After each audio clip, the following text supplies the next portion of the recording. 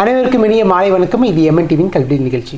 கல்வியில் விஷயமா ஒவ்வொரு நாள் ஒவ்வொரு சுவாரஸ்யமான விஷயங்கள் பேசிட்டு இருக்கோம். அந்த வகையில் இன்றைக்கி நம்ம பார்க்க போகிறதும் அப்படி தான். தர்மபுரி நகரத்தில் ஒரு இளம் பேச்சாளர் தான் இன்றைக்கி நம்ம கூட இணைஞ்சிருக்காங்க. இன்றைக்கி நம்ம டாபிக் உன்னால் முடியும். வணக்கம். வணக்கம். நிகழ்ச்சியில் பற்றி முன்னாடி உங்களை பற்றி வச்சு அறிமுகம். அனைவருக்கும் இந்த தகடூர் தமிழனின் அன்பு வணக்கம். ஏன் அப்படின்னா, தகடூர் அப்படின்னாவே நம்முடைய பழமையான, நம்ம தர்மபுரியுடைய பழமையான பெயர். இப்போ அந்த பெயரெல்லாம் இன்னைக்கு மறந்துருச்சு. தகடூர்னு சொன்னாவே எந்த ஊர் அப்படின்னு கேட்குற அளவுக்கு இன்னைக்கு வந்து மாறிடுச்சு. இதில் எங்கே நான் இதை உணர்ந்தேன் அப்படின்னா, சங்கரா தொலைக்காட்சின்னு ஒரு தொலைக்காட்சி. அந்த தொலைக்காட்சியில் தமிழ் எங்கள் உயிர்மைன்னு ஒரு நிகழ்ச்சிங்க. அந்த நிகழ்ச்சியில் கிட்டத்தட்ட ஒரு 1.5 வருடம் ஆடிஷன் போய் கிட்டத்தட்ட ஒரு 200 பேர் நாங்கள் வந்து 200 பேர் வந்தோம். அந்த 200 பேர்ல இருந்து அப்படியே வடிகட்டி கொஞ்சம் கொஞ்சமாக எடுக்க ஆரம்பிச்சாங்க. 30 ஆச்சு, 30 வந்து 20 ஆச்சு, 20, 12 அப்படின்னு சொல்லி ஒவ்வொரு கிட்டத்தட்ட ஒரு 23-30 சுற்றுகள் ஒவ்வொன்றும் கண்ணதாசனை பற்றி பேசுவோம், தமிழ் பற்றி பேசுவோம், பக்தி இலக்கியங்கள் பற்றி பேசுவோம், கதாபாத்திரத்தில் நான் அப்படிங்கிற மாதிரிலாம் பேசுவோம். உண்மையாகவே ஒரு சிறந்த அனுபவம். என்னை ஒரு நல்ல பேச்சாளராக பட்டை தீட்டிய ஒரு பட்டறைன்னு சொல்லலாம் தமிழ் எங்கள் உயிர்மை. அந்த நிகழ்ச்சியில் கிட்டத்தட்ட அப்படியே தொடர்ந்து வரும்போது முதல்ல எப்போதுமே நான் வணக்கம் சொல்வது தகடூர் தமிழன்னு சொல்லுவேன். ஏன் அப்படின்னா, நம்முடைய பாரம்பரியமான பெயர். அதியமான் இந்த மண்ணை வந்து ஆட்சி செய்த இடம். வள்ளல்களில் ஒருத்தர் இல்லையா அதியமான். அப்போது ஔவை வந்து கேட்கும்போது, ஔவை வரா அதிசயமான நெல்லிக்கனியை வந்து கொடுக்குறாங்க. நெல்லிக்கனியை சாப்பிட்டா நீண்ட நாள் வாழலாம், நீங்கள் என்ன பண்ணுவீங்க? சாப்பிட்ருக்கீங்களா? அந்த மாதிரி தானே இருக்கும். ஆனால் ஒரு மன்னன், ஒரு புலவர், அதாவது ஔவைங்கிறது ஒரு புலவர் தான், தன்னுடைய நண்பர் நீண்ட நாள் வாழக்கூடிய அந்த அதிசய நெல்லிக்கனியை வந்து ஔவைக்கு கொடுத்துருவாரு. அங்கே ஒரு புலவர் வந்து கோவப்பட்டு கேட்பார், ஏங்க நாங்கள் வந்து மலை மேலெலாம் வந்து கஷ்டப்பட்டு எடுத்துகிட்டு வந்து உங்களுக்கு கொடுத்தா நீங்கள் வந்து இந்த ஔவை கொடுத்துட்டீங்களே எப்படி அப்படின்னு. அப்போ அதியமான் சொல்லுவார், அதாவது இந்த நெல்லிக்கனியை நான் சாப்பிட்டு கொஞ்ச நாள் நீண்ட நாள் வாழ்ந்தோம் அப்படின்னா போர் தான் மூலம், நிறைய உயிர்கள் தான் போகும். இன்னொரு நாட்டை படையெடுப்பேன், அந்த உயிர்கள் போகும், உயிர்கள் தானே அதிகம் போகும். ஆனால் இந்த நெல்லிக்கனியை ஔவை சாப்பிட்டா வச்சுக்கோங்க, தமிழ் பாடல்கள் நிறைய பாடி இதனால் தமிழ் வளரும்னு சொல்லி கொடுத்த ஒரு மண். நான் தமிழை காத்த அதியமான் வாழ்ந்த மண். அதனால தான் தகடூர் தமிழன் எப்போதுமே அறிமுகம் செய்வது உண்டு. அப்போ அந்த பயணத்தில் உண்மையாகவே கிட்டத்தட்ட ஒரு 1.5 வருஷமாக சொன்னேன் இல்லைங்களா, அந்த பயணம் நிறைய சுற்றுகள். ஏதோ ஒரு கல்லுடைக்கிற அப்பா அம்மா, ஏதோ ஒரு குக்கிராமம். அப்போது இப்படி இருந்து ஒருத்தன் நான் ஒவ்வொரு முறையும் சென்னை போயிட்டு இந்த ஷூட்டுக்கெல்லாம் அட்டன் பண்ணிட்டு வர ஏன்னா பல விஷயங்கள்லாம் நம்ம கடந்து தானே வருவோம். ஏன்னா நம்ம பொருளாதார ரீதியாக முன்னேறிய ஒரு இதாக இருந்தால் நம்ம எல்லா வசதிகளும் கிடைக்கும். ஆனாலும் பல இன்னல்களை தாண்டி தான் ஒவ்வொரு ஷோக்கும் நான் ஷூட்டுக்கு போவேன். அப்போது என்னென்ன ஒரு விஷயம் நம்மக்கிட்ட இருக்குன்னா, ஒட்டுமொத்த ஒரு மாவட்டத்தினுடைய அடையாளமாக வரும். அப்போது நம்ம அங்கே நின்னாதான் நம்மளுடைய மாவட்டத்துக்கான ஒரு பெருமை இருக்கும். அப்போ அதனால் ஒவ்வொரு மேடையாக கடந்து மாபெரும் இறுதி சுற்றுக்கு 9 பேரில் தேர்வாகும்போது ரொம்ப சந்தோஷம். ஏன்னா எவ்வளோ பேர் நம்ம நினைப்போம், இப்போது சாதாரணமாக எல்லா விஷயத்தையும் முடிஞ்சிருமா அப்படின்னு நினைப்போம். என்னுடைய தலைப்பும் கூட உன்னால் முடியும். ஏன் அப்படின்னா, என்னால் முடிந்தது அதனால் உன்னால் முடியும் அப்படின்னு சொல்ல வந்திருக்கிறேன். ஏன்னா ஒரு தனியார் பள்ளியில் வேலை செஞ்சுக்கிட்டு அப்படியே இதையும் பார்த்துக்கிட்டு வீட்டையும் பார்த்துக்கிட்டு அப்படிங்கிறது கஷ்டம்தான். ஆனால் அதை விட பேலன்ஸ் பண்ணி எடுத்துட்டு போகிறது ரொம்ப ரொம்ப கஷ்டமான ஒரு விஷயம். அந்த கஷ்டத்தையுமே இஷ்டப்பட்டு ஏற்றுக்கிட்டோம்னா, ஒரு நமக்கு பிடிச்ச ஒரு விஷயத்தின் மேலே நம்ம அதிகமாக நம்ம ஃபீல்டை நம்ம அதிகமாக நேசித்தோம் அப்படின்னா நிச்சயமாக அதில் வந்து வெற்றி காணலாம். எனக்கு கிட்டத்தட்ட ஒரு 8 ஆண்டுகள் தான் என்னுடைய பேச்சு பயணம்ங்கிறதே. என்னுடைய நண்பன் மூலியமாக பேச்சு போட்டிக்கு அறிமுகமாகி நண்பரோடு சேர்ந்து போட்டிக்கு போய் அவர் கூட எலிமினேட் ஆகி போகும்போது எனக்கு மன வருத்தமாக இருந்தது. ஏன்னா திறமையான பேச்சாளர். இப்போது சூழல்லாம் வந்து ஒரு பேச்சாளரை வந்து நிர்ணயிக்கிறது. அந்த வெற்றி அப்படிங்கிறது அந்த மாதிரியான விஷயங்கள் தான். எப்போவுமே பர்வீன் அம்மா ஒருத்தங்க சொல்லுவாங்க, பர்வீன் சுல்தானா, அவங்க வந்து ஒரு வார்த்தை சொல்லுவாங்க, எனக்கு ரொம்ப பிடிச்சது. பார்க்கவே மாட்டேன். அந்த அம்மாவுடைய வார்த்தை எனக்கு ரொம்ப பிடிச்சமான ஒரு வார்த்தை, வாய்ப்புகளை திருப்பு முனையாக்குங்கள்னு சொல்லு. எவ்வளோ ஒரு பெரிய இப்போ இந்த வாய்ப்பு எனக்கு கிடைச்சிருக்குன்னு வச்சுக்கோங்களேன். இதன் மூலியமா எனக்கு வந்து ஒரு திருப்பு முனையாக்கலாம். ஒரு போட்டிக்கான களம் கிடைச்சிருக்கா, அதன் மூலியமா நான் ஜெயிக்கிறதுனால அடுத்தடுத்த கட்டத்துக்கு என்னுடைய பயணம் வந்து இருக்கும்.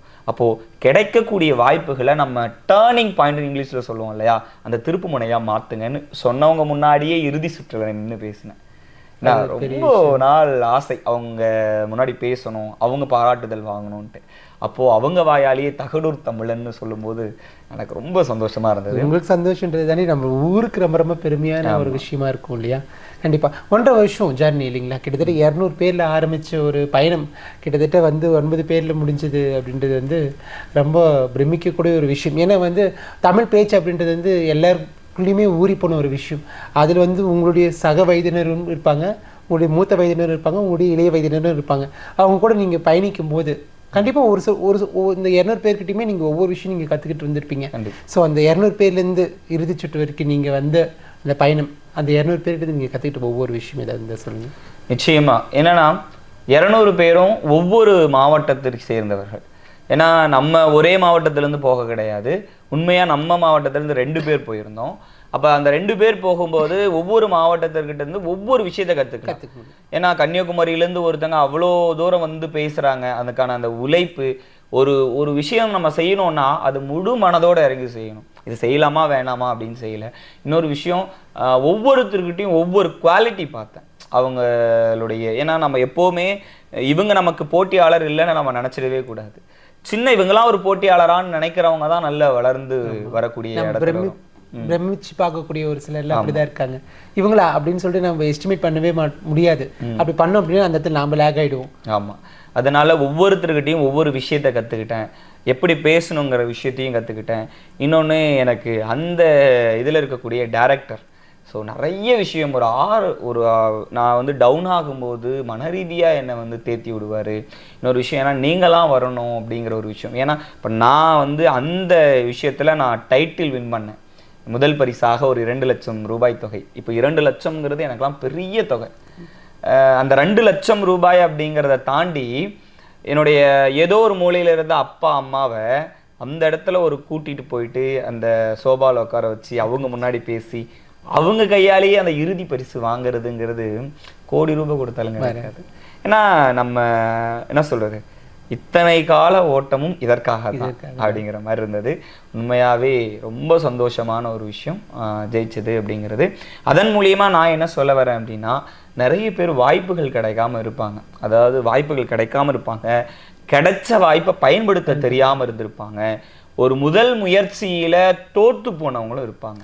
இதில் ஆக்சுவலாக ஃபஸ்ட்டு நீங்கள் சொன்ன மாதிரி முதல் முயற்சியில் தோற்றதுக்கு அப்புறம் நமக்கு எதுக்குப்பா வேண்டாம் அப்படின்னு சொல்லிட்டு ஒதுங்கி போகிறவங்க இப்போ பாதி பேர் இருக்காங்க. அந்த பாதி பேர் வந்து இல்லை நான் என்னால் முடியும், நான் ட்ரை பண்ணி பார்க்குறேன் அப்படின்னு சொல்கிறவங்க தான் அந்த பாதிக்கு மேலே வர்றவங்க.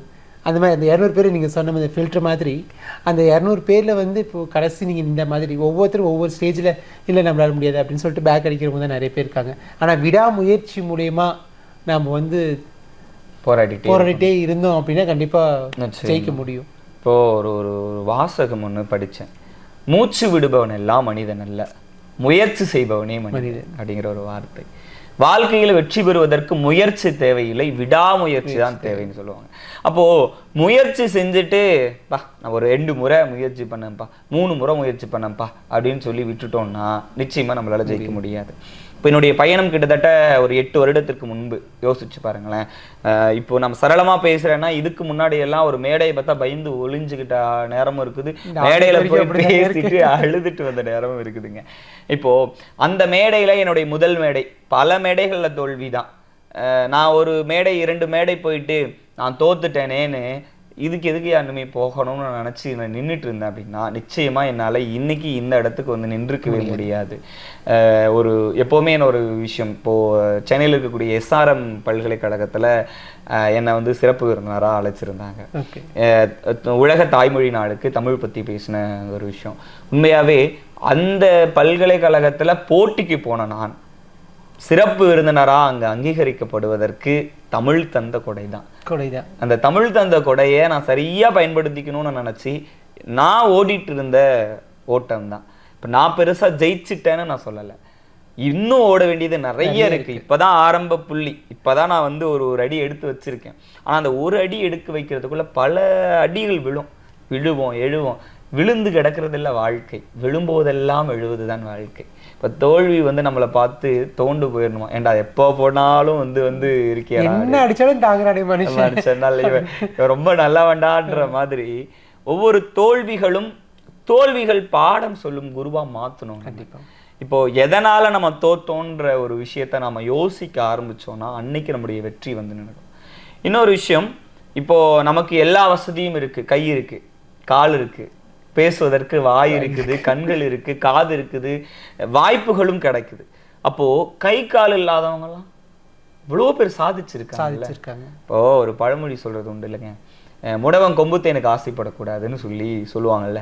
அப்போ அந்த மாதிரியான இந்த சமூகத்துல சேலத்தை சேர்ந்த தங்கவேல் மாரியப்பன் அப்படிங்கிற ஒரு ஆள் வந்து தங்கவேல் மாரியப்பன் வந்து பாரா ஒலிம்பிக்ல வெற்றி பெற்று ஜெயிச்சு காட்டியிருக்காருல்ல.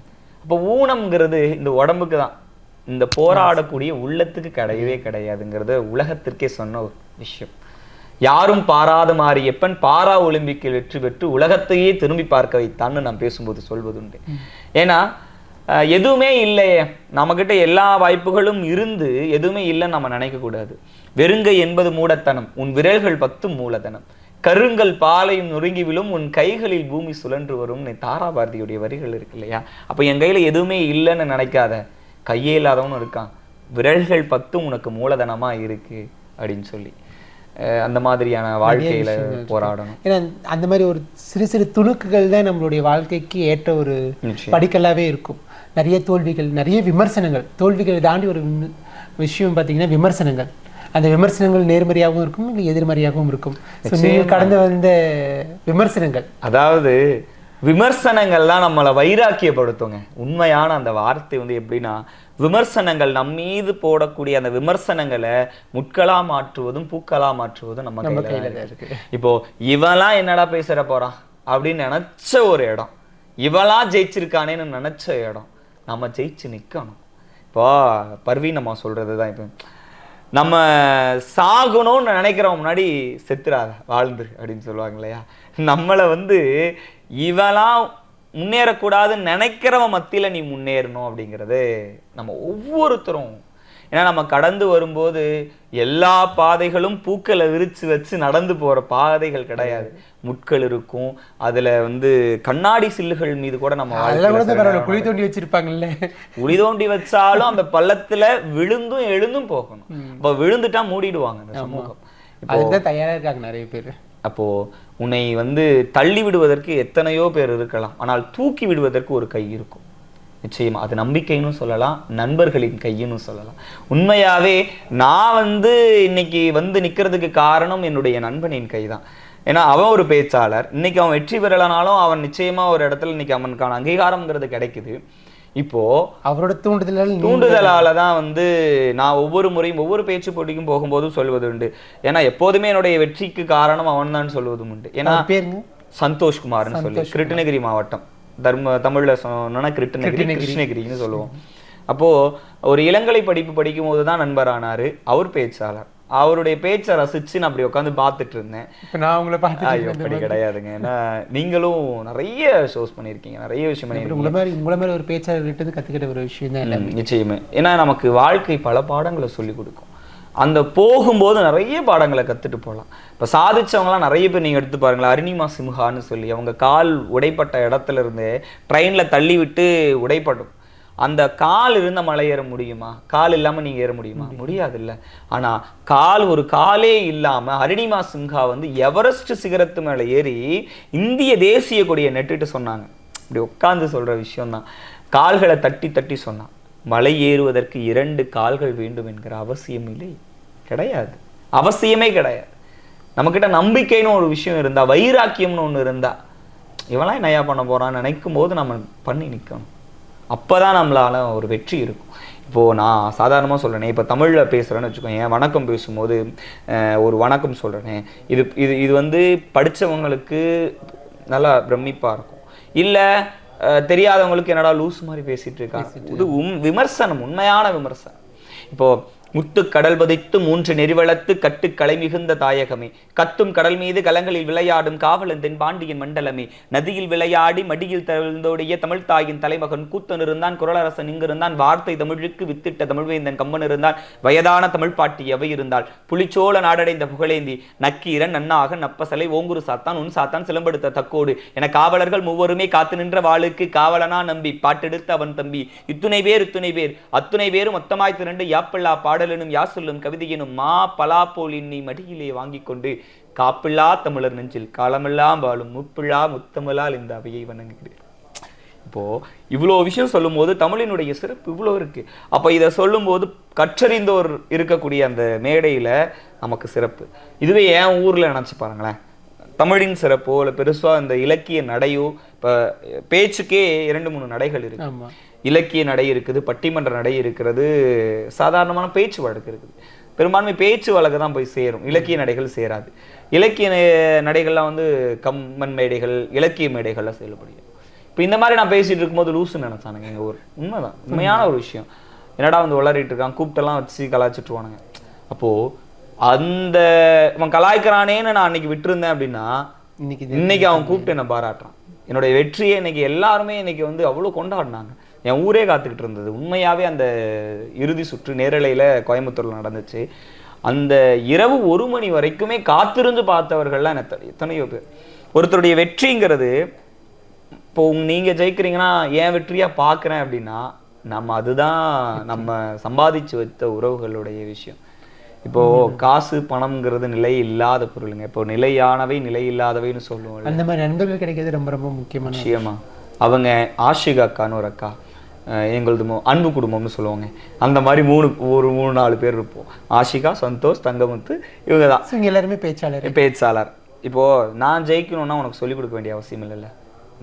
நான் ஜெயிக்கணும்னா உன்னை நான் வளர்த்து விட்டுட்டா இவன் வளர்ந்துருவான்ற பொறாமை இருக்கு, போட்டி எங்களுக்குள்ள இருக்கும். ஆனால் ஒருபோது எங்கள்கிட்ட பொறாமையே இருந்ததே இல்லை. அந்த மாதிரியான உறவுகள் கிடைச்சதுனால தான் நான் வந்து வளர்ந்துருக்க முடியுது. இப்போ உன்னால் முடியும் அப்படிங்கிறது என்னுடைய வாழ்க்கையே நிச்சயமாக சொல்லுவேன். ஏன்னா எப்படி நான் படிக்க மாட்டேன், ஒழுங்காக படிக்காமல் ஆடு மேய்ச்சிட்டு தெரிஞ்சேன், ஆடு மேய்ப்பேன், எல்லா வேலையும் செஞ்சுட்டு. அப்போது ஆடு மேய்ச்ச ஒருத்தன் இன்னைக்கு ஒரு தொலைக்காட்சியில் ஒரு நிகழ்ச்சியினுடைய வெற்றியாளராக நிற்கிறேன். அடுத்தது தொடர்ந்து அந்த நிகழ்வில் பயணப்பட போகிறேன். SRM போன்ற பெரிய பெரிய கல்வி நிறுவனங்களுக்கு சிறப்பு விருந்தினராக போகிறேன். இதே நிகழ்ச்சியில ஒரு சில ஆண்டுகளுக்கு முன்பு நினைக்கிறேன், சரியா உங்களுக்கு ஞாபகம் இருக்கும் இல்லையா, எனக்கு ஞாபகம் இருக்கு. அப்போ வந்து தமிழினுடைய சிறப்பை பற்றி பேசுறதுக்காக நான் இந்த இடத்துல வந்திருந்தேன். அப்போ அந்த தமிழின் சிறப்பை பேசி தமிழை பேசி இன்னைக்கு நான் ஒரு சிம்மாசனத்தில் வெற்றி மேடையில் அமர்ந்தேன் இல்லையா. இப்போ அந்த விஷயம்தான். இப்போ வாழ்க்கையில் இப்போ பார்த்துட்டு இருக்கக்கூடிய எத்தனையோ பார்வையாளர்கள் நம்மளெல்லாம் முடியாதுப்பா, நம்மளாம் என்ன பண்ண போகிறோம் அப்படின்னு வாழ்க்கையில் ஒருபோதும் சோர்ந்து விடாதீங்க.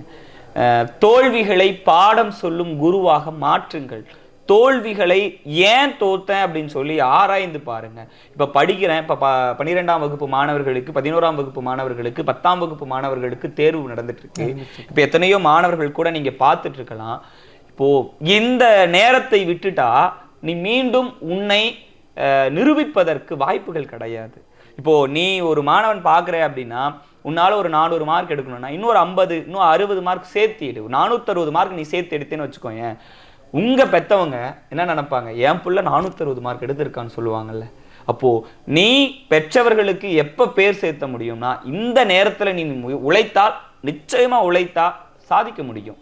இப்போ எத்தனையோ ஒரு ஆசிரியரா நான் இருக்கேன் அப்படிங்கிறதுனால நான் சொல்றேன், மாணவர்கள் இன்னைக்கு ரொம்ப வந்து மாற்றம் அடைஞ்சிருக்கிறாங்க. அவங்களுக்கு எப்படி சொல்லித்தரணுங்கிற முறையை மாத்திட்டாவே போதும்.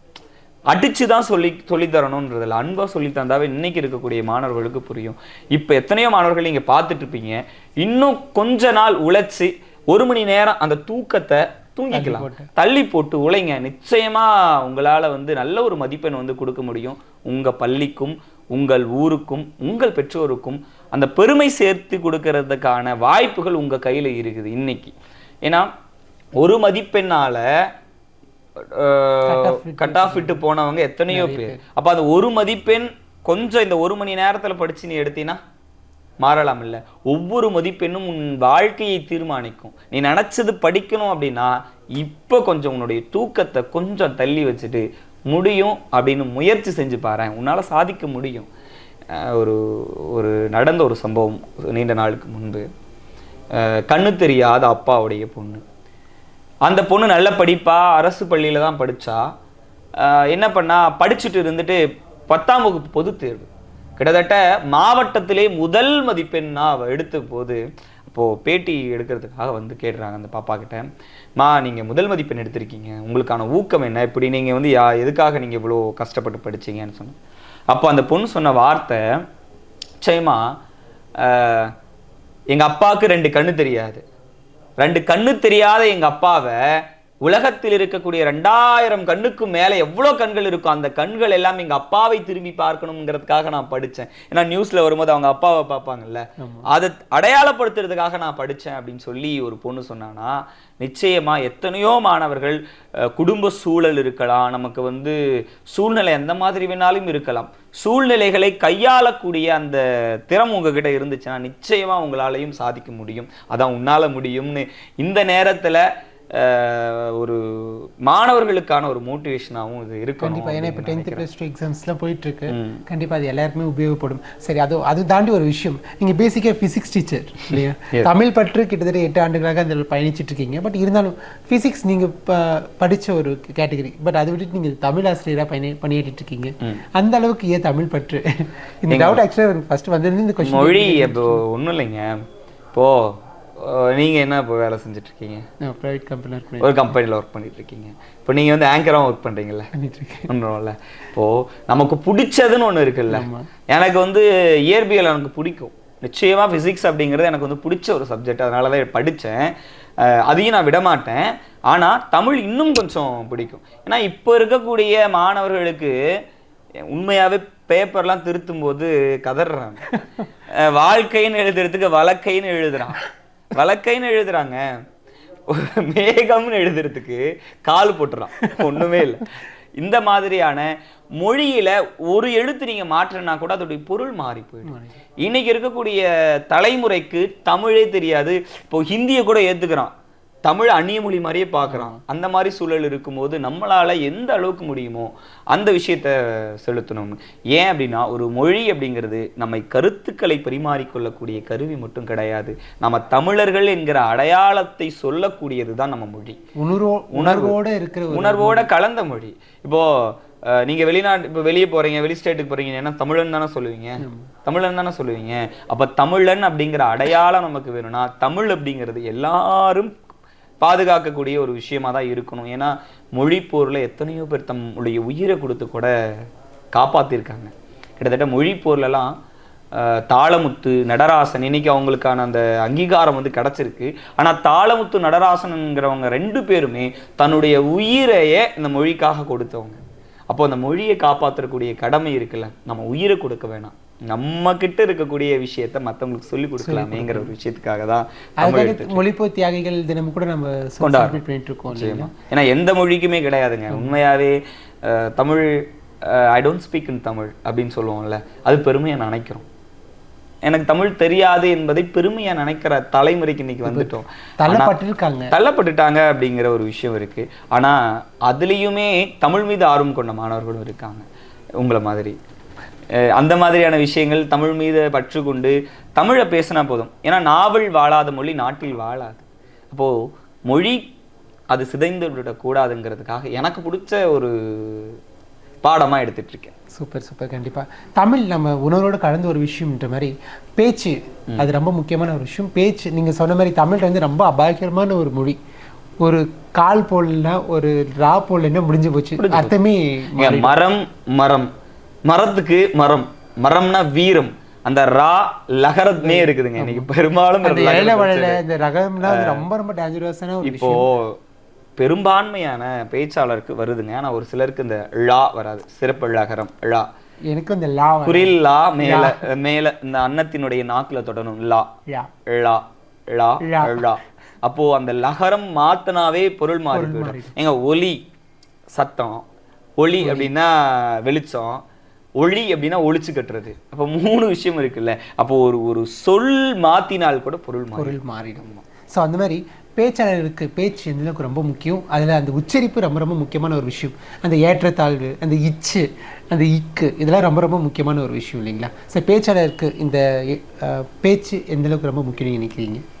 உண்மையாகவே இப்போது ஒரு விஷயம் நம்ம உச்சரிக்கிற அந்த விதத்திலேயே அதன் பொருள் இருக்கும். தமிழுக்கு இருக்கிற சிறப்பே அதுதான். நீங்கள் அதில் இருக்கக்கூடிய பெரிய நீங்கள் கையாளக்கூடிய விஷயமும் அதுதான். தமிழை ஒளிச்சு கட்டிட்டான் அப்படின்னு சொல்கிறது வேற, ஒலித்தல் வேற, ஒளித்தல் வேற, ஒழித்தல் வேற. நான் 3 சொன்னேன்ல. அப்போ ஒவ்வொரு விஷயமும் அந்த லகரத்தை நீங்க மாத்தி உச்சரிச்சீங்கன்னா பொருள் மாறி போயிடும். அப்போ நம்ம ஒவ்வொரு விஷயமும் நம்மளுடைய கையில் எடுக்கிறது உச்சரிப்பு, நடை, எந்த மாதிரி ஏற்ற இறக்கத்தோட சொல்லணும். கத்திட்டே பேசுவாங்க ஒரு சிலர். கத்திக்கிட்டே பேசுனா கேக்குமா? தெளிவா புரியாது. சத்தம் போட்டு பேசுவது வேறு, கத்தி பேசுவது வேறு. அப்போ கத்தி பேசாம சத்தமா பேசினாலும் போய் கேட்கக்கூடியவங்களுக்கு அந்த காதுல விழக்கூடிய பேச்சுக்களா நம்ம அமையணுங்கிறது ஒன்று இருக்குல்ல. அந்த ஒரு விஷயம் இருக்கு. பேச்சுகள் கூறுகள் முட்கூறுகள்னு சொல்லுவோம். எடுத்தல், தொடுத்தல், முடித்தல் அப்படின்னு சொல்லுவோம்ல. அப்போ எடுத்தல் சரியான முறையில் இருக்கணும். அந்த கருத்துக்களை தொடுக்கக்கூடிய முறை சரியா இருக்கணும். முடிவுங்கிறது அதன் மூலியமா நீ என்ன சொல்ல வர அப்படிங்கிற விஷயத்த சொல்லணும். ஏன்னா கருத்து திரட்டு இருக்கலாம், திருட்டு இருக்கக்கூடாது. கருத்து திரட்டை தூக்கி அப்படியே அந்த கருத்தை சொல்றதுல மட்டும் சிந்தனையாளனா கிடையாது. அந்த கருத்தால நீ என்ன சொல்ல வர, இந்த சமூகத்துக்கு நீங்க என்ன சொல்ல வரீங்க, அந்த விஷயம்தான். ஏன்னா பேச்சாலேயே இந்த ஆட்சியை பிடிச்சவங்களும் இருக்கிறாங்க, பேச்சாலேயே இந்த சமூகத்தின் மாற்றத்தை கொடுத்தவங்களும் இருக்காங்க. பேசி பேசிதாங்க பெரியார் சமூகத்திற்கான விடுதலையே கிடைச்சதுங்க. பெரிய மாற்றம். 96 வயசுல கூட மூத்திரப்பைய ஒரு கையில சுமந்துக்கிட்டு இந்த சமூகத்தினுடைய விடுதலைக்காக தெரு தெருவாக பேசினார். காரல் மார்க்ஸினுடைய பேச்சு, லெனினின் பேச்சு ஒரு நாட்டுக்கான இனத்திற்கான விடுதலையே தந்துச்சு. அப்ப பேச்சு என்னங்க பண்ணும்னா, ஒரு பேச்சு தான் ஒரு விடியலையும் தரும், எல்லாத்தையும் தரும்.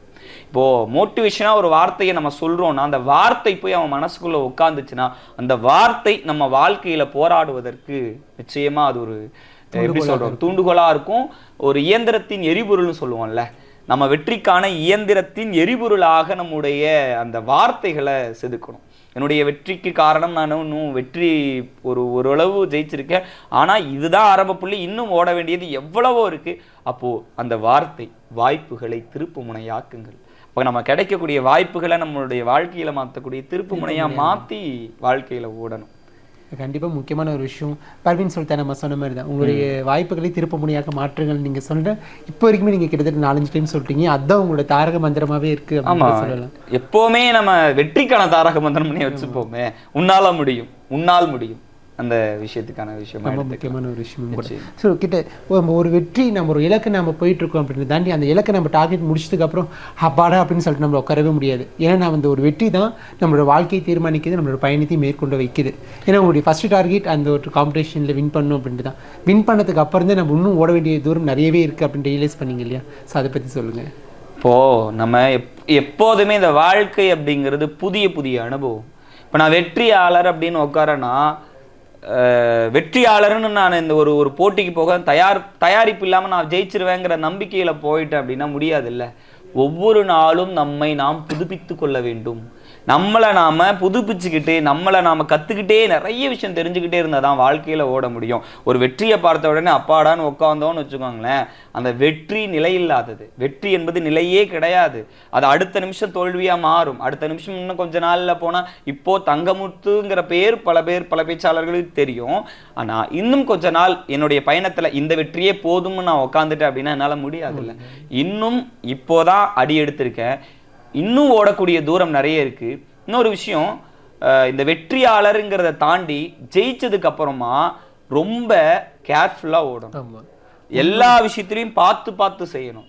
அப்போ இன்னும் இந்த சமூகம் என் மீது வைக்கக்கூடிய அந்த நம்பிக்கையை காப்பாத்துறதுக்காவது ஓடணும். நீ வந்துருவப்பா அப்படின்னு நினைப்பாங்கல்ல, நீங்களும் நல்லா வந்துருப்பா அப்படி.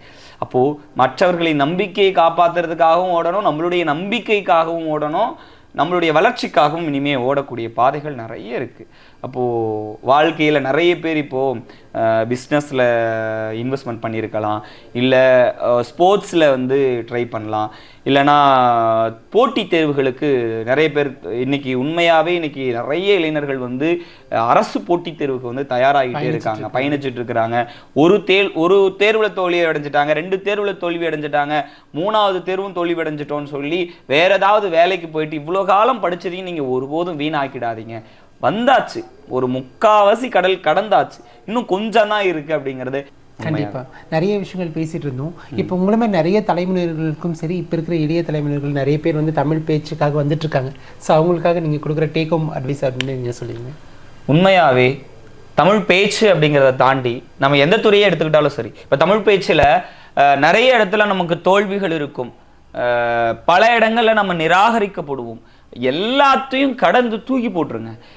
எத்தனை நிராகரிப்போ, எந்த இடத்துல உன்னை நிராகரிச்சாங்களோ அந்த இடத்துலயே நீ வந்து சிறப்பு விருந்தினராக வர்றதுக்கான வாய்ப்புகள் இருக்கு. நானும் அந்த மாதிரி செஞ்சுருக்கிறேன். சோனா காலேஜில் போயிருக்கேன், SRMக்கும் அந்த மாதிரி போயிருக்கேன். அப்போ 2 இடங்கள்ல உனக்கு எந்த இடத்துல வாய்ப்புகள் மறுக்கப்படுதோ, எந்த இடத்துல வாய்ப்புகள் தர மறுக்கப்படுறாங்களோ அந்த இடத்துலயே நீங்க நிக்கிறதுக்கான முயற்சியை மட்டும் கைவிட்டுறாதீங்க.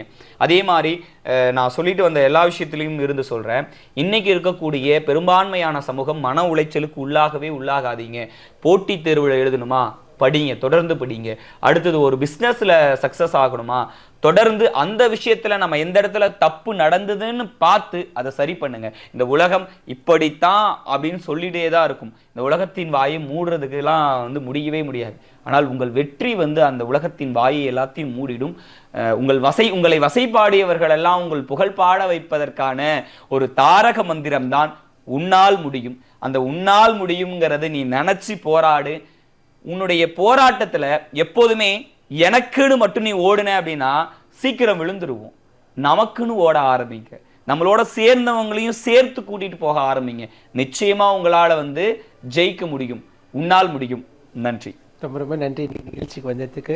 கண்டிப்பாக உன்னால் முடியுமா அப்படின்றது வந்து ஒரு தாரக மந்திரம். அதே மாதிரி ஒரு வாய்ப்புகளை திருப்பு முனையாக்குங்கள் அப்படின்றதும் எங்களோட தாரக மந்திரமாக நாங்கள் எடுத்துக்கிறோம். நிறைய பேருக்கு இது யூஸ்ஃபுல்லாக இருந்திருக்கும்னு நினைக்கிறேன். இன்னைக்கு நிகழ்ச்சி வந்ததுக்கு ரொம்ப ரொம்ப நன்றி. இன்னைக்கு கல்வி நிகழ்ச்சி நிறைய சுவாரஸ்யமான விஷயங்கள் பேசணும். ரொம்ப உணர்ச்சி பூர்வமாகவும் சரி, ரொம்ப புரட்சியாகவும் இருந்துச்சு. ஸோ இதே மாதிரி ஒரு ஸ்பெஷலான கெஸ்டோட நாளைக்கு உங்களை சந்திக்கிறேன். அதற்கு உங்களும் விடைபெறுவது உங்கள் தானே. நன்றி, வணக்கம்.